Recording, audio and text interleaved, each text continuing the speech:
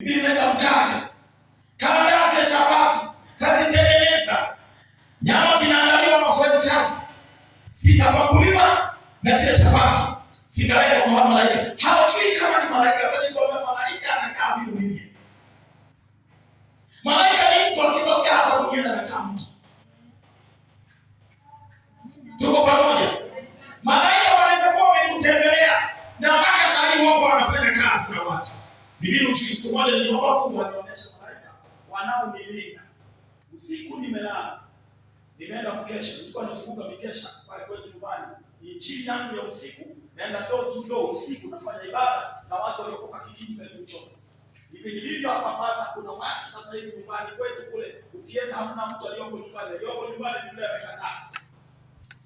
Mungu akanionyesha maaskari wana nyuma yangu wawili, mbele yangu wawili. Na tulikuwa tunazunguka na mama mke wangu.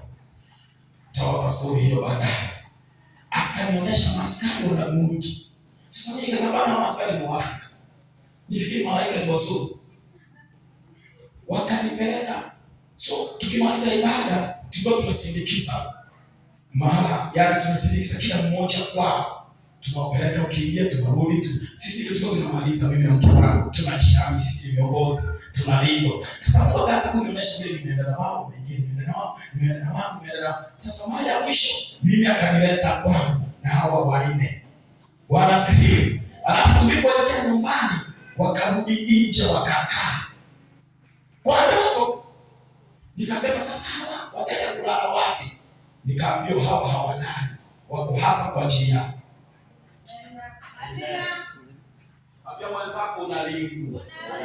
Ambia mwenzako unalindwa. Usiku na mchana. Wewe ni mcha Mungu. Unalindwa. Bwana asifiwe. Ibrahimu wakati amemaliza hivyo, mama hapo jikoni na shughuli zake leo na kuaga jiko zenu unaandaa. Yule malaika akawa anamwambia Ibrahimu tufiche. Anaona yeye mwenyewe. Tufiche. Tusimwambie. Ibrahimu alikuwa mpaka kwa mbele nje. Lakini ukamwambia Ibrahimu tunaomba uji. Haja ya moyo wako ni mwaka mwezi kama huu, siku kama hii, mke wako atakupatia mtoto. Isaka alitokana na sababu ya kicheko cha Sara. Sara akiwa jikoni alicheka, akasema mpaka nakundu. Maana kama aota. Nafikiri bwana ni nani yule mama Beli? Mama Beli unataka nini? Hata si mama ya sabini si. Imefika 80 mama. Haijafika. Imefika 80 bado.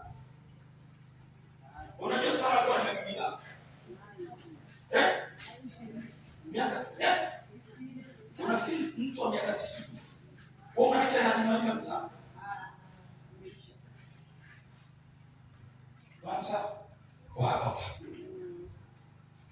Sasa huyu anagharamika kutoa.